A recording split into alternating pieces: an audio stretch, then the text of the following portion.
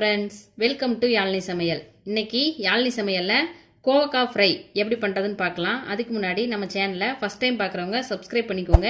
கூடவே இருக்க பெல் ஐகானை கிளிக் பண்ணி ஆல் செலக்ட் பண்ணுங்க friends. வாங்க இப்போ வீடியோக்குள்ள போகலாம்.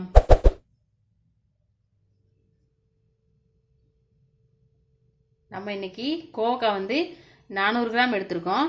இந்த கோவக்காயை இப்போ சின்ன சின்னதாக நம்ம கட் பண்ணி எடுத்துக்கலாம். நம்ம கோவக்காயை சின்ன சின்னதாக கட் பண்ணி எடுத்தாச்சு. இப்போ அதுக்கு தேவையான பொருட்கள் பார்த்துடலாம்.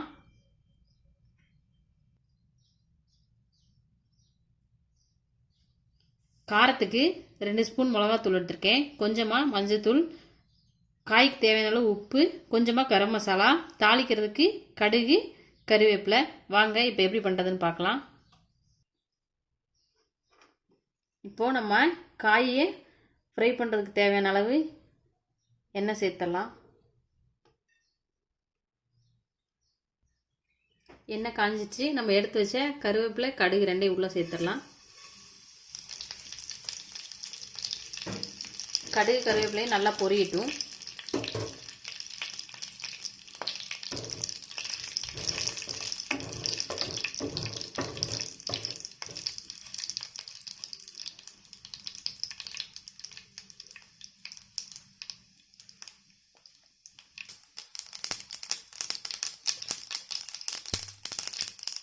நம்ம கட் பண்ணி வச்சிருந்த கோவக்காயை உள்ள சேர்த்துடலாம்.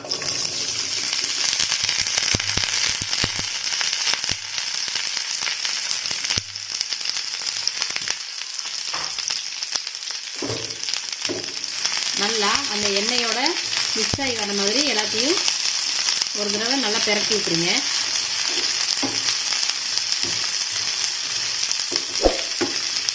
அடுப்பை சிம்மிலே வச்சுக்கோங்க. நம்ம இந்த காய்க்கு தண்ணி ஊற்ற போகிறதில்ல, நல்லா எண்ணெயிலே வெந்து வரட்டும். நம்ம கோவக்காய் நல்லா அரை வேக்காடு வர வரைக்கும் நம்ம மூடி வேக வைக்கலாம்.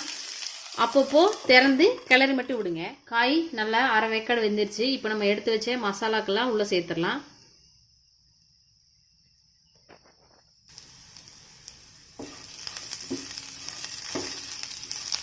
மசாலா போட்டுட்டு அந்த எண்ணெயிலே நல்லா வதங்குற அளவுக்கு மிக்ஸ் பண்ணி விட்டுருங்க.